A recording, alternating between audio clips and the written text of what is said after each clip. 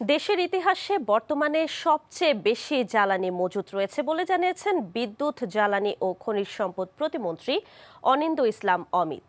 সকালে চট্টগ্রামের পতেঙ্গায় রাষ্ট্রায়ত্ত তেল শোধনাগার ইস্টার্ন রিফাইনারি পরিদর্শনে এসে প্রতিমন্ত্রী এই তথ্য জানান। তিনি আরও জানান, বিভিন্ন উৎস থেকেও জুন মাসের জ্বালানি ও সংগ্রহের চেষ্টা চালাচ্ছে সরকার।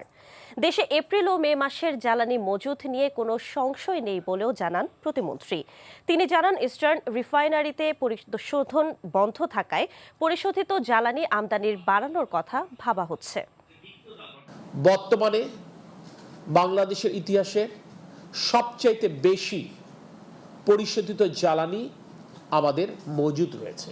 আমাদের এপ্রিল এবং মে মাসের যে জ্বালানি চাহিদা সেটি আমরা সংগ্রহ করেছি এবং যেটি নিশ্চিত সরবরাহ লাইনে আছে সেটিকে বিবেচনায় নিয়ে বলতে পারি এপ্রিল এবং মে মাসে যেটি জ্বালানি চাহিদা সেটি পূরণের পূর্ণ সক্ষমতা বাংলাদেশ সরকারের রয়েছে এবং সেটি আমরা নিশ্চিত করতে সক্ষম হয়েছি।